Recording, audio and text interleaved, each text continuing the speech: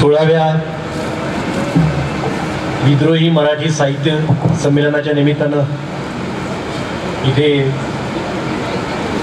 विचार मंचावर उपस्थित असलेले मान्यवर आणि उपस्थित समविचारी प्रेक्षक, खरं तर मला असा प्रश्न पडला की एवढे सगळे सखोल अभ्यास केलेले विचारवंत इथे आहेत, माझी पात्रता आहे की नाही इथं बोलायची यांच्या बरोबरीने?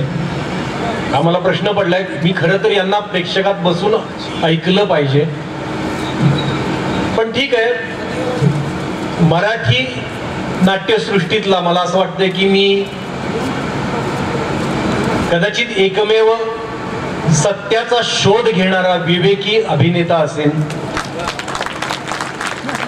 आणि अभिनेता हे महत्वाचं आहे की अभिनेता काय करतो की लेखकाचा आशय, त्याला जे काय म्हणायचंय त्यातलं बिटवीन द लाईन्स समजून घेऊन ते मना मेंदूत उतरून ते अत्यंत सोप्या पद्धतीनं, छान पद्धतीनं प्रेक्षकांपर्यंत पोहोचवू शकतो. तसंच यांचेच विचार आहेत आणि आपल्या महामानवांचे विचार आहेत, अनेक विचारवंतांचे विचार आहेत.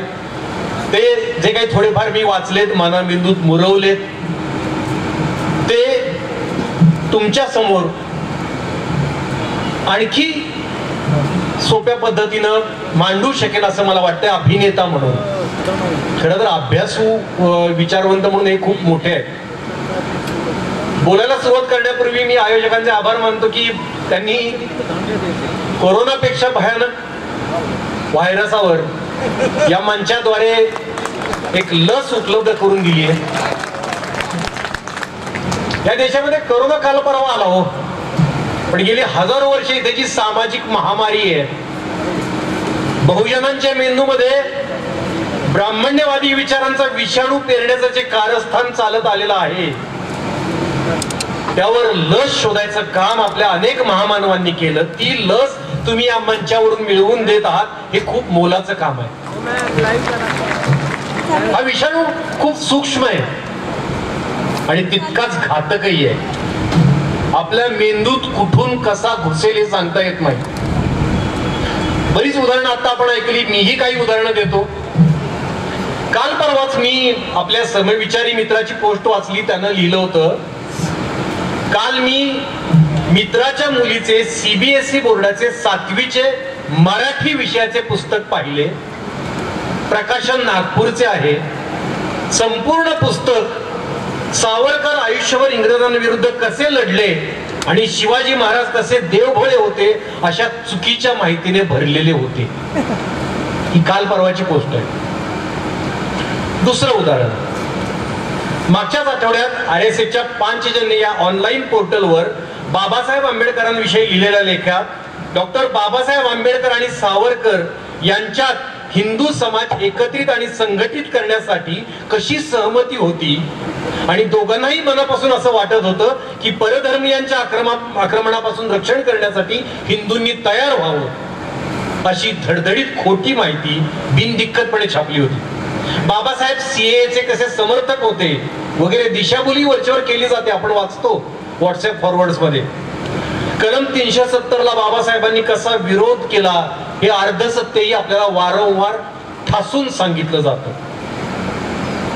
तिसरं उदाहरण, मी लहान असताना 7वी 8वीत असताना आमची सहल गेली होती कोल्हापूर पन्हाळ्याला.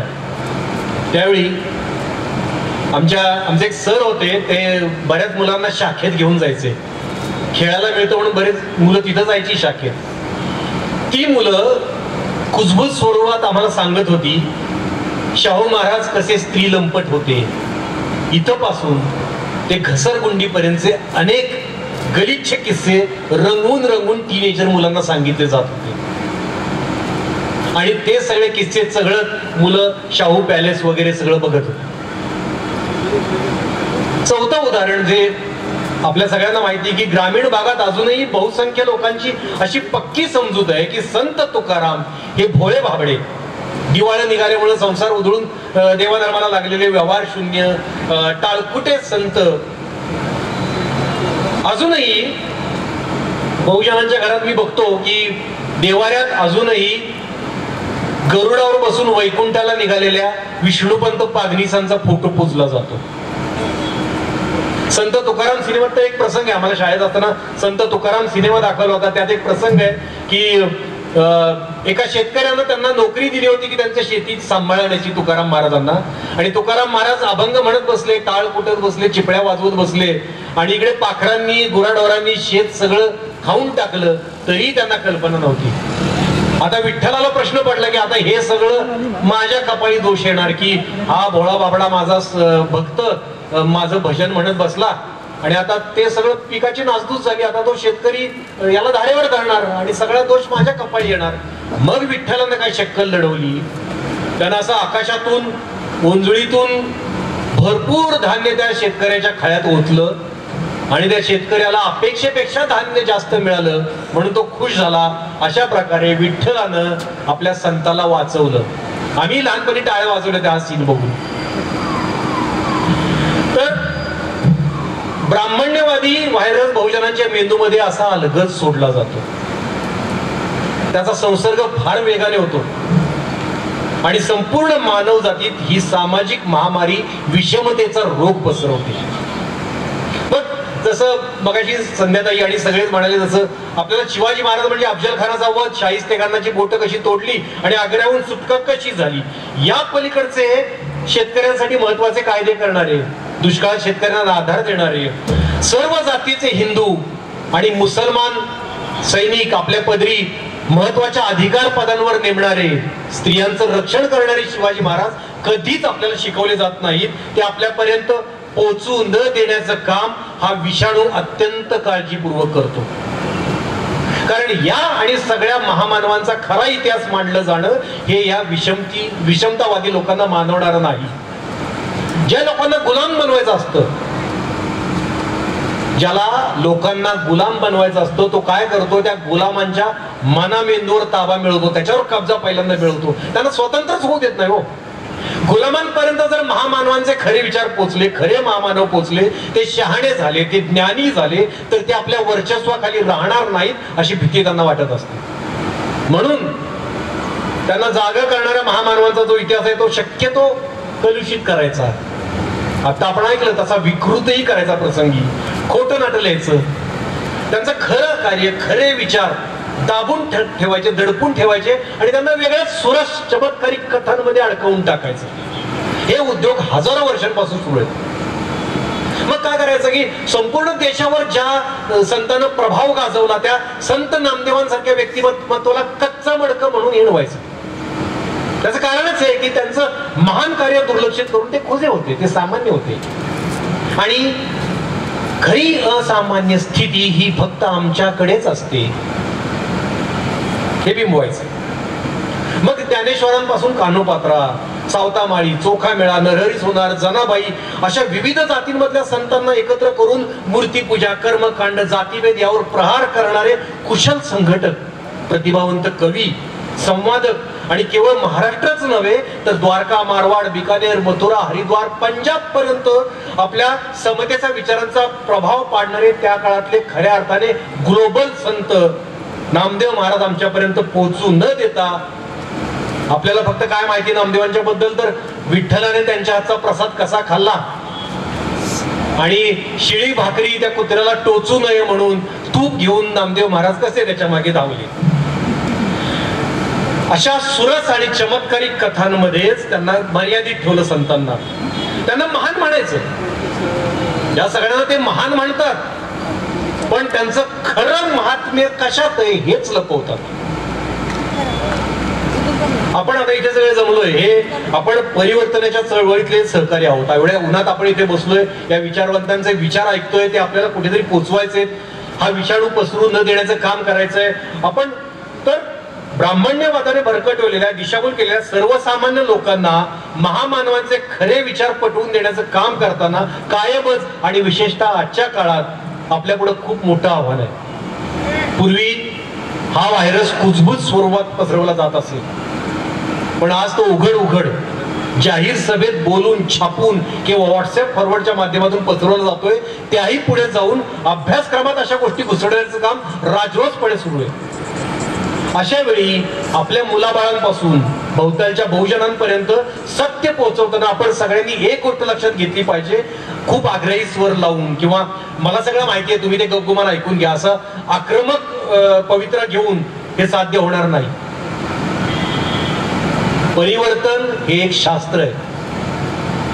जसं आपण विज्ञान शिकतो आणि मग शिकवता येतं, मॅथमॅटिक्स शिकतो तरच शिकवता येतं आपल्याला, सायकोलॉजी असू दे, सायकॅट्री असू दे, आधी शिकावी लागते मग आपल्याला त्याचा परिणामकारक पद्धतीने वापर करता येतो. तसंच विज्ञान, जसं परिवर्तन आपल्याला घडवायचं असेल तर ते शास्त्र म्हणून आपल्याला शिकलं पाहिजे. आपल्याला ज्यांना बदलवायचंय त्यांना कसं बदलवायचं, त्यांच्या मनावर नेमका कशाचा पगडा आहे, आपल्याला हवं असलेलं परिवर्तन घडवून आणायचं असेल तर त्यांच्याशी कसा संवाद साधायचा याचा नीट अभ्यास करायला पाहिजे. इथं खरं तर गौतम बुद्ध कामी येतात. म्हणजे आपल्याला ज्यांना बदलवायचंय त्या बहुजनांविषयी आधी आपल्या मनात प्रेम पाहिजे, जिव्हाळा पाहिजे, कळवळा पाहिजे, तरच म्हणजे आपल्याकडे ही भूमिका येणार नाही की माझ्याकडे ज्ञान आहे मी तुम्हाला शिकवायला आलोय, असं नाही होणार. आपण त्या कळवळ्यानं त्यांच्यापर्यंत पोहोचलं तर, गर्विष्ठ भूमिका न घेता पोहोचवलं तर आपल्याला परिवर्तन करता येईल, अन्यथा आपल्याला परिवर्तन करता येणार नाही. म्हणजे उदाहरणार्थ शेतकऱ्यांविषयीचे अनेक सुंदर अभंग तुकोबारायांच्या ग्रंथात आहेत, अनेक असंख्य अभंग आहेत. आळ साळुंखेंचं तर त्याच्यावर पुस्तक आहे तुकारामांचा शेतकरी नावाचं. ते अभंग आपण बहुजनांपर्यंत पोहोचवले तर आपोआप लोकांच्या लक्षात येईल की हा माणूस, जो माणूस आदर्श उत्तम शेती कशी करावी हे अभंगांमधून सांगतो, त्या माणसाचं शेतीविषयक ज्ञान, कौशल्य त्या शेतकऱ्याला उपयोगी पडलं आणि म्हणून त्याला जास्त धान्य मिळालं. ते वरून काही विठ्ठलाने ते खळं भरलेलं नाही. तुकारामांनी ती उत्तम शेती करून दाखवली.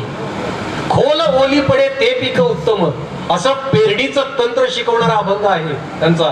किंवा आळं करून पाणी कसं व्यवस्थित जर तुम्ही पोहोचवलं झाडापर्यंत, मुळापर्यंत, तर उत्तम फळ कसं येतं. तुका म्हणे आळा उदक देता येता फळा, असं असेल. पाळी नांगर पाभरी तण निवडून सोंकरी, तुका म्हणे घरी शेज जमा शिवटी, असा उत्तम कृषी सूत्र सांगणारा अभंग असो. हो, एक तर अभंग इतका सुंदर आहे की सेत आले सुगी सांभाळावे चारी कोण, पिका आले परी केरे पाहिजे जतन. सुगी आली, असं कणसांनी दाणे भरून शेत उभं राहिलं, आता ते चारी कोणांनी, चारी कोपऱ्यांनी सांभाळलं पाहिजे. आपल्याला पीक उभं राहिलंय पण ते जतन केलं पाहिजे, काळजीपूर्वक जतन केलं पाहिजे. सोकरी सोकरी विसावा तोवरी, नको खाऊ उभा आहे तो. सोकरी, अरे शेतकऱ्या, जोपर्यंत हे पीक उभं आहे, कापणी मळणी होऊन तुझ्या घरात येत नाही, तोपर्यंत विसावा घेऊ नको, उभा राहा इथेच. डोळ्यात तेल घालून लक्ष ठेव. गोफण्याची गुंडा घाली पागोऱ्याचे नेटे, पळती हाहाकारे पाखरांची थाटे. आता हे भरलेली कणसं बघून पाखरांचे थवेचे थवे येणार. तू गोफण कराकरा फिरव आणि हाहाकार करत दगड उडव, म्हणजे ते पक्षी त्याचा नाश करू शकणार नाहीत, ते खाऊ शकणार नाहीत, शेताचं रक्षण होईल. हे सांगणारा माणूस पीक उद्ध्वस्त झालं तरी भजन म्हणत बसेल का हो? महाराशी शिवे कोपे ब्राह्मण तो नव्हे, तया प्रायचित्त काही देहत्यागिता नाही, असं ठणकावून सांगणारा माणूस भोळा बाबडा असेल. जोडून या धन उत्तम व्यवहारे, उदास विचारे वेच करी. धन कमवा, श्रीमंत व्हा, त्यात काही चुकीचं नाही, पण उत्तम व्यवहार करून, कुणालाही न लुबडता, कुणालाही न फसवता, उत्तम प्रकारे व्यवहार करून तुम्ही धन जमवा. जोडून या धन उत्तम व्यवहारे, उदास विचारे वेच करी. तर खर्च करताना मात्र तटस्थ भावनेने, अलिप्तपणाने खर्च करा. हे सांगणारा माणूस व्यवहार शून्य असेल. हे जर आपण अभंग पोहोचवले तुकार, हे आपल्या अभ्यासक्रमात नाहीत. आपल्या अभ्यासक्रमात काय तर जे का रंजले गांजले हा एक अभंग असायचा मला वाटतंय. आणि भेटी लागे जेव्हा हे रेडिओवर कायम आपण ऐकायचो. आणि तुकाराम म्हटलं की वृक्षवल्ली आम्हा सोयरे वनचरे. याच्या पलीकडे आपल्याला अभंग अभ्यासक्रमात शिकवलेच गेलेले नाही. ते आपल्याला बहुजनांपर्यंत पोहोचवायचे. मग तुकारामाविषयी कुठलेही चमत्कृतीपूर्ण घटना तुम्हाला सांगून कोणी फसवू शकणार नाही. म्हणजे वासी बेंद्रेंनी असं लिहिलंय की तुकारामांच्या नावावर जवळजवळ 150 चमत्कार खपवले गेले. 150 चमत्कार. जो माणूस म्हणतो की कपट काही एक नेणे भुलवायाचे लोक, दाऊ नेणे जडीबुटी, चमत्कार उठाउठी. चमत्कार उठाउठी म्हणजे बेसलेस, ज्याला काही बुडका नाही, शेंडा बुडका नाही, ज्याला पाया नाही, असे चमत्कार हे लोकांना भुलवायचं एक कपट आहे आणि ते मी जाणत नाही असं म्हणणारा माणूस, त्याच्या नावावर 150 चमत्कार खपवले. जो माणूस म्हणतो की नका दंतकथा येथे सांगू कोणी, कोरडे ते मानी बोल कोण, अनुभव येथे पाहिजे साचर, न चलती चार आम्हा पुढे. अनुभवाला एवढं महत्व दिलंय त्यांनी. आमच्याकडे दुसरी नाटकं चालणार नाहीत, अनुभव साचार पाहिजे, नका दंतकथा येथे सांगू कोणी. त्याच माणसाच्या नावावर दंतकथा खपवली या लोकांनी. आज पांचजन्यमध्ये RSS वाल्यांना बाबासाहेबांच्या प्रेमाचे जे उमाळे दाटून येत आहेत, त्यातला फोलपणा समजावून सांगताना आपण आधी हे शोधायला पाहिजे की राज्यघटना तयार होत असताना RSS ची काय भूमिका होती. मग आपल्या लक्षात येईल की त्या काळात RSS जे मुखपुत्र होतं, ऑर्गनायझर, त्यात एक लेख आला होता की या देशाची राज्यघटना एकच आहे, मनुस्मृती, आणि त्याचे शिल्पकार आहेत महर्षी मनू. आणि त्याच्यापुढे कुत्सितपणे असंही म्हटलं होतं की आज हे स्वयंघोषित ऋषी डॉक्टर आंबेडकर आणि महर्षी नेहरू या देशाची राज्यघटना बदलू पाहतायत. 30 नोव्हेंबर 1949च्या ऑर्गनायझर मध्ये हा लेख आहे. एक धादांत खोटा किस्सा मनुवादी लोक आजकाल व्हॉट्सअपवरून फिरवत असतात. त्यांच्या काही पुस्तकांमध्येही आहे, व्हायरल करतात तो किस्सा बराचदा. गांधी हत्येमध्ये सावरकर आरोपी होते. त्यांचे वकील भोपटकर नावाचे वकील होते. त्या भोपटकरांना एक दिवस म्हणे डॉक्टर आंबेडकरांनी फोन केला आणि त्यांना सांगितलं की मथुरा रोडवरच्या 6व्या मैलाच्या दगडाच्या तिथे या. सायंकाळी भोपटकर तिथे पोहोचले. तो समोरून कार चालवत स्वतः आंबेडकर एकटे आले. त्यांनी कार मधून भोपटकरांना एका निर्जन स्थळी घेऊन गेले आणि सांगितले की सावरकरांविरुद्ध कोणताही आरोप नाही, पुढे सांगितलं. आणि नेहरूंच्या आग्रहामुळे हा खटला त्यांच्यावर घातला गेलाय. वल्लभभाई पटेलांचं सुद्धा तिथे काही चालत नाही आणि त्यांना या खटल्यात मुद्दाम गोवण्यात आला आहे. तुम्ही निर्भयपणे लढवा, ते नक्की तुम्ही जिंकणार, असं सांगितलं. आता हा निव्वळ काल्पनिक किस्सा आहे, याला कुठलाही पुरावा नाहीये. पण हा किस्सा फक्त असा व्हॉट्सअपवर फिरवत नाहीत ते. विक्रम संपत यांनी लिहिलेला सावरकर अ कॉन्टेस्टेड लिगसी या पुस्तकात तो आहे. मनोहर मालगावकर यांच्या the man who killed Gandhi, ज्याच्यावर आता सिनेमा आला, डॉक्टर अमोल कोल्हेंनी नथुराम गोडसेची भूमिका ज्यात केली, the man who killed Gandhi, त्या पुस्तकात हा किस्सा आहे. त्या सिनेमात आहे की नाही मला माहिती नाही, दाखवलाय की नाही, दाखवला असणार 100%. वैभव पुरंदरे देखील Savarkar the true story of the father of Hindutva आणि उदय माहुरकर लिखित Veer Savarkar the man who कुड हॅव प्रिव्हेंटेड पार्टिशन इतक्या पुस्तकांमध्ये कोणताही संदर्भ न देता हा किस्सा छापण्यात आला. आता हा खोट आहे हे सांगताना त्याचा पुरावा देणं फार अवघड नाही. छोटासा पुरावा आहे आपल्याकडे. डॉक्टर आंबेडकरांच्या द्वितीय पत्नी सविता आंबेडकर यांनी लिहिलेल्या डॉक्टर आंबेडकरांच्या सहवासात या आत्मचरित्रात पान नंबर 192 वर त्यांनी एक आठवण सांगितली आहे, ज्यात त्यांनी स्पष्टपणे लिहिलंय की डॉक्टर आंबेडकर यांना गाडी चालवताच येत नव्हती. त्यांना शिकण्याची इच्छा होती, राजकारण आणि समाजकारणामुळे ते गाडी चालवायला शिकले नाही, त्यांना वेळ देता आला नाही. आता ते स्वतः गाडी चालवत भोपटकरांकडे गेले, त्यांना गाडीतून घेऊन एका निर्जन स्थळी गेले. निव्वळ लोणकाडी थाप आहे होईल. हे फार अवघड नाहीये शोधणं. आज या लोकांना आंबेडकरांविषयी एवढा कळवळा का आहे, त्यामागं पण एक पूर्वापार चालत आलेला कावा आहे मित्रांनो. तुकाराम आंबेडकर यांच्यासारखे व्यक्ती जरी सामान्य कुटुंबातून आलेल्या असल्या, प्रतिकूल परिस्थितीतून आलेल्या असल्या, त्यांना शूद्र निंदनीय मानलं जात असलं तरी अशी उसळी मारून ते आपल्या ज्ञानाच्या बळावर व्यक्तिमत्वाच्या जोरावर वर आले आणि त्यांनी समाजमानावर प्रभाव गाजवला होता. त्यांच्या मनात असलेल्या गोरगरिबांविषयी, शोषित पीडितांविषयी असलेल्या कळवळ्यामुळे ते जनमानसात प्रचंड लोकप्रिय झाले. मग इतक्या लोकप्रिय व्यक्तीला जर आपण विरोध केला तर लोकांना आपलं कपट समजेल.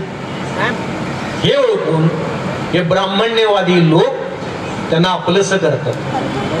नाटक असतं हे आपलंसं करण्याचं. त्यांचे विचार त्यांना आतून मान्य नसतात, पण त्यांच्या लोकप्रियतेचा फायदा घेऊन आपले विचार त्यांच्या तोंडी बेमालूमपणे घुसडायचे, त्यांची प्रतिमा काहीशी बदलायची, आपला मुखडा त्यांना द्यायचा आणि आपल्या चौकटीत त्यांना बसवायचं. अहो आम्ही त्यांचा आदरच करतो, हो आम्हाला ते देवासारखेच आहेत असं म्हणत म्हणत त्यांची प्रतिमा आर पार बदलून टाकायची. आणि ते आमचे गुलामच कसे होते, आमच्या विचारांचे कसे होते, मग आमच्या श्रद्धास्थानाला ते गुरु कसं मानत होते, असं ठसवण्यासाठीच हे सगळं कारस्थान असतं. मग शिवरायांना संध्याताई म्हणाल तसं गो ब्राह्मण प्रतिपालक म्हणायचं, तुकारामांच्या नावावर बिनबुडाचे दैवी चमत्कार थोपवायचे, आंबेडकर सावरकर मैत्री होती अशी लोणकडीत थाप ठोकायची, आणि त्यांचं सगळं मोठेपण हे आपल्यामुळेच आहे असं रुजवायचं. शाहू महाराज त्यांच्यासारखा उदारमतवादी, लोभस, भारदस्त, सुधारणावादी राजा, त्याचंही बहुजनांच्या आढाडीपणाचा फायदा घेऊन प्रतिमा भंजन केलं गेलं. वेदोक्त प्रकरणात त्या ब्राह्मणांची हार झाली, मग ती सहन नाही झाली. मग काही जणांनी शाहू महाराजांनी 3 स्त्रियांना जबरदस्तीनं भ्रष्ट केलंय असं पत्र आणि चौकशी करा असं पत्र त्यावेळेच्या मुंबई सरकारकडे पाठवलं. तसेच एक अर्जवजा पत्र कोल्हापुरातील ब्राह्मण स्त्रियांच्या वतीनं कलकत्त्याच्या लेडी मिंटो यांना पाठवलं होतं. म्हणजे लेडी मिंटो यांची स्त्री सुलभ सहानुभूती मिळवायची हा डाव होता. माझ्या बाबतीत असंच काहीच घडलंय, मी ते इथं सांगण्यास अप्रस्तुत आहे, कारण महामानवांच्या बदनामीविषयी आपण बोलतोय. शाहू महाराजांची सत्यावर श्रद्धा होती म्हणून ते या चौकशीला सामोरे गेले. चौकशी झाली आणि महाराजांचे चारित्र्य स्वच्छ असल्याचा आणि ते कधीही व्यभिचारी जीवन न जगल्याचा अहवाल आला. मग खुद्द शाहू महाराजांनी वूड हाऊसला पत्र लिहिलं आणि त्यात सांगितलं की ब्राह्मणांच्या वर्चस्वाचं झुगारून देऊन मागासवर्गीयांची उन्नती करणं हे माझं ध्येय असल्यामुळं अनेक ब्राह्मण चळवळे माझी बदनामी करण्याचं कुटील कारस्थान रचत आहेत. आपला तो इतिहासद्रोही पुरंदरे यांनी बहुजन नायक छत्रपती शिवाजी महाराज यांच्याबद्दल लिहिलेल्या खोट्या बदनामीकारक माहितीमुळे या लोकांचा सांस्कृतिक वर्चस्ववाद कुठल्या थराला पोहोचू शकतो हे आपल्या सगळ्यांना कल्पना आली आहे. हा ब्राह्मण्यवादी वर्चस्ववाद आणि त्यांनी केलेल्या बहुजनांच्या नायकांची बदनामी ही केवळ या महापुरुषांपुरतीच नाही मर्यादित राहिली, तर कृष्ण आणि राम यांनाही त्यांनी सोडलेलं नाही. रामाविषयी आपण नंतर बोलूया, ते काल्पनिक होते का वास्तव होते, पण कृष्ण हा निसंशय ऐतिहासिक पात्र होतं, ऐतिहासिक होता तो, आणि तो बहुजनांचा नायक होता यात शंका नाही. इंद्राला जाणारं नैवेद्य अडवून जो माणूस गुराख्यांच्या पोरांना देत होता तो खूप मोठा बंडखोर होता त्या काळातला. इंद्र हा वैदिकांचा म्हणजे देवांचा देव, त्याला यज्ञात जे नैवेद्य दिला जायचा तो पळवायचा आणि गुराख्याच्या पोरांमध्ये वाटायचा. मग काय केलं, त्याची लोकप्रियता खूप होती ना, ती लोकप्रियता कॅच करण्यासाठी त्याला देव तर मानायचा, पण त्याच्यावर प्रेम करणारे लोक असा विचार करतात की यांनी देव मानलाय, मग ते हे लोक पण आपलेच आहेत. पण कृष्णाला देव मानताना त्यांनी असं दाखवलं की सदैव ब्राह्मणांची पूजा करणारा. द्वारकेच्या कृष्ण मंदिरामध्ये तुम्ही जा, द्वारकेच्या कृष्ण मंदिरामध्ये पहिलाच खांब आहे, त्या खांबावर एक फोटो आहे. त्या फोटोत असं दाखवलंय की कृष्ण सपत्नीक सुदामाच्या पायाची पूजा करतोय. त्यातनं काय संदेश द्यायचा असेल? म्हणजे आपण ज्याला देव मानतो तोही जर ब्राह्मणांची पूजा करत असेल तर ब्राह्मण किती श्रेष्ठ आहे. कृष्णाची प्रतिमा मलिन करण्याची पण अशीच अनेक उदाहरणं आहेत. दादांत खोटी येते, उदाहरणार्थ गोपींची वस्त्र पळवणं, दादांत खोटा प्रसंग येतो. हा भारतातलं म्हणजे आह साळुंखे, डॉक्टर आह साळुंखे कायम भाषणात एक वाक्य म्हणतात की कृष्ण ही एक अशी खुंटी त्यांनी बनवली की कुणी यावं आणि आपल्या वाचता त्या खुंटीला टांगून जाव्यात. आपल्या मनातल्या सगळ्या वासना त्या कृष्ण नावाच्या खुंडीला काय वाटेल ते खपवलं कृष्णाच्या नावावर. भारतातलं कुठलं असं खेड असेल जिथं बायका विवस्त्र होऊन ते एका सार्वजनिक तलावात आंघोळ करतात. आणि बरं ठीक आहे, आपण म्हणूया की त्याने वस्त्र पळवली तर त्याला एवढा महान तत्ववेत्ता म्हणून मान्यता मिळाली असती त्याला. म्हणजे त्या काळातल्या पण समाज व्यवस्थेत त्या माणसाचे तुकडे नसते केले. माझ्या घरातल्या बायकांचे जर कोणी अशी वस्त्र पळवून नेली, मी मारणार नाही त्याला, खलास करून टाकला असतं त्याच वेळी. हा विचार आपण करत नाही. त्या सुरस चमत्कारिक कथांमध्ये आपण अडकतो आणि गोडगोड करत ते ऐकतो. पण आणि आणखीन एक गोष्ट आहे की महाभारतात राधा हे पात्रच नाही, ते घुसळले गेल्यानंतर. अहो, आपलं सांस्कृतिक जीवन एवढं समृद्ध करणारा हा तत्ववेत्ता एवढा चारित्र्यहीन असेल का? तेच रामाच्या बाबतीत झालं. रामाच्या बाबतीत 2 आरोप आहेत. कुठले? एक म्हणजे त्यानं शंभुकाचा वध केला तपश्चर्या करत असताना, आणि दुसरा म्हणजे एक धोब्याचा ऐकून सीतेला अग्नी परीक्षा द्यायला लावली. आता मी जे मांडणार आहे ते कदाचित मतभेद असतील लोकांचे, पण तुम्ही जर नीट पाहिलं की संस्कृत कुठलाही ग्रंथ असतो, तो संस्कृत ग्रंथ संपल्यानंतर राम हा काल्पनिक होता का वास्तवात होता हा वेगळा मुद्दा आहे. पण राम हा आज आपल्या समाज जीवनाचा अविभाज्य आणि महत्वाचा भाग आहे, हे नाकारून चालणार नाही. कदाचित बहुजनांना एक आदर्श पुरुष कसा असावा हे दाखवण्यासाठी पात्र उभं केलं गेलं असावं. पण म्हणजे शबरीची बोरं असेल उदाहरण असेल. पण संस्कृत ग्रंथामध्ये जिथे ग्रंथ संपतो तिथे हा ग्रंथ वाचल्यानंतर आपल्याला काय फळ मिळणार आहे असे खाली फलश्रुती लिहिलेली असते. जिथे ग्रंथ संपतो त्यानंतर तुम्ही जर नीट बघितलं की जी 7 कांड आहेत, 7 प्रकरणं जी रामायणातली आहेत, त्यातलं सगळ्यात शेवटचं उत्तरकांड ज्यात हे सगळं आहे, त्याच्या आधी युद्धकांड म्हणजे रामानं रावणावर विजय मिळवला आणि सीतेला सोडवलं. युद्धकांड जिथे संपतं त्याच्या खाली फलश्रुती आहे, म्हणजे तो ग्रंथ तिथेच संपलाय.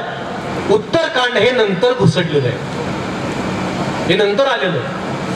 मग त्यातलं सगळंच मग त्यांनी तिथं रामाची प्रतिमा पूर्ण बदलली आहे त्यात. आणि हे कधी घडलंय तर जेव्हा बुद्ध आणि कौटिल्य यांना खोडून टाकणारी मनुस्मृती जेव्हा जन्माला आली त्यावेळी ही भर घातली गेली.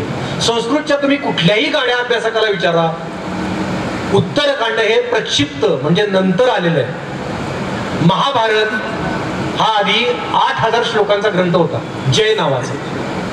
त्यानंतर त्यात भर घालून 25,000 श्लोकांचा झाला भारत नावाचा. आणि त्यानंतर प्रचंड भर घालून 1,00,000 श्लोकांचा जो ग्रंथ झाला तो महाभारत.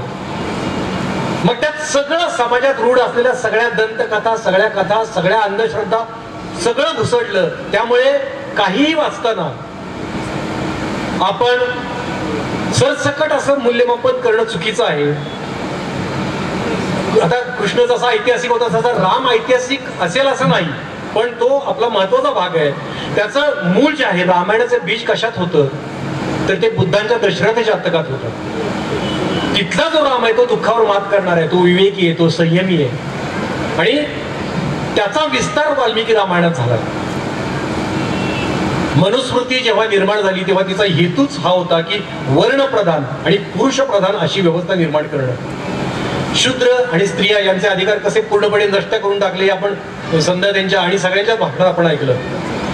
तर त्या काळामध्ये आपल्या डोळ्यापुढे असा रामासारखा आदर्श किंवा कृष्णासारखा आदर्श असणं अत्यंत आवश्यक होतं. आता हे बघा, राम स्वीकारायचा की नाकारायचा हा वेगळा मुद्दा आहे. आपण कुठला राम स्वीकारायचा आणि कुठला नाकारायचा हे आपल्याला कळलं पाहिजे. या ब्राह्मण व्यवस्थेने आपल्यासमोर खूप काही मिसळून घुसडून आणलेलं आहे. आता आपली जबाबदारी आहे की ते विवेकानं घेणं. विवेक म्हणजे काहीतरी वेचून घेणं, काय वेचायचं, काय निवडायचं, काय टाकायचं हे आपण ठरवायचंय.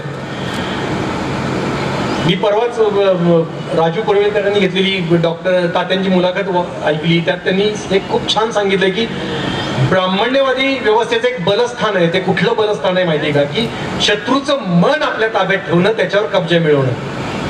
मग काय होतं की तो जे सांगतोय ते शोषण करणारं असलं तरी ते शोषण न वाटता तो आपला धर्म आहे असं वाटतं. हीच आपली नीती आहे. इतकं शत्रूचं मन ते ताब्यात घेतात.